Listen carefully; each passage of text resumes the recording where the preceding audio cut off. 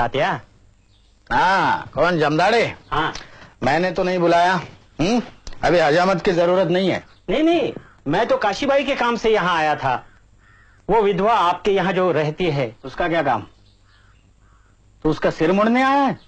हाँ, उसने ही तो संदेशा भेजा था। तूने हिम्मत कैसी की?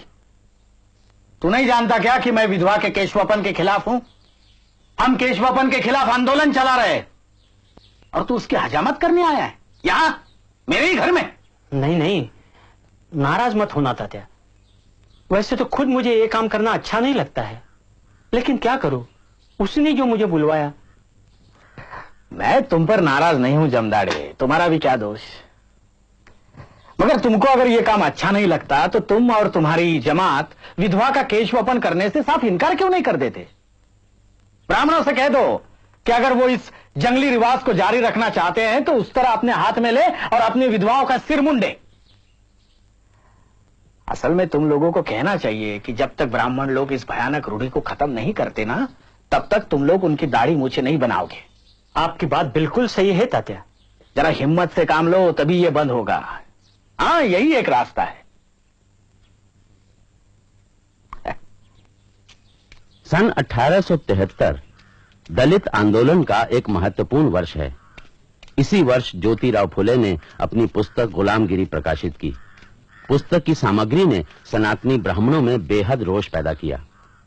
ज्योतिराव, तुमने इतना बड़ा निवाला मुंह में रखा है कि न तुम चबा सकते हो न निकल सकते हो। वो मैं देख लूंगा। इस बार क्या तमाशा खड़ा किया है हेरम शास्त्री? ये पुस्तक, ये तुमने कैसे जुर्रत की कहने की कि मनु ने शूद्रों पर गुलामी ला दी? जाति प्रथा तो वेद की आज्ञा से पैदा हुई। अब यह क्या तुम्हारा दावा है कि वेदों को भगवान ने नहीं लिखा? मेरा पक्का विश्वास है हेरम शास्त्री कि इस संसार की कोई भी पुस्तक भगवान या किसी देवता ने नहीं लिखी है।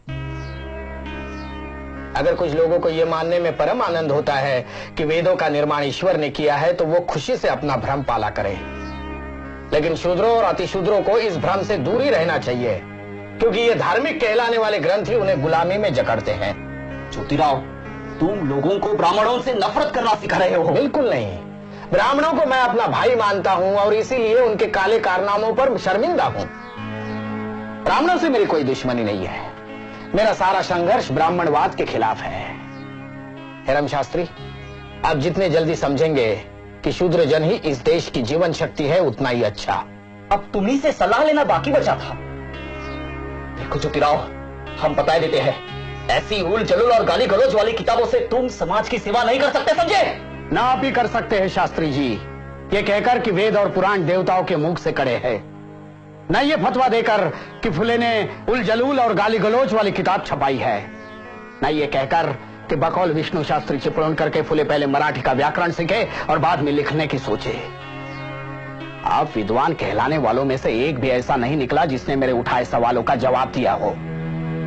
आपके पास कहने के लिए कुछ नहीं है, इसलिए ये दो कौड़ी का बड़प्पन जता रहे हैं। पूना शहर विद्वानों की नगरी कहलाती थी, आप जैसे के रहते वो शान भी जाती रही।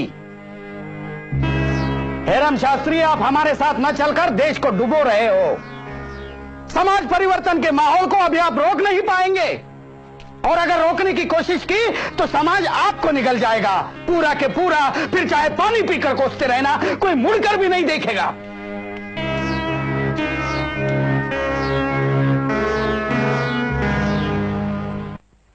गुलामगिरी पुस्तक की सफलता से उत्साहित होकर ज्योतिबा फुले ने सन 1873 में सत्यशोधक समाज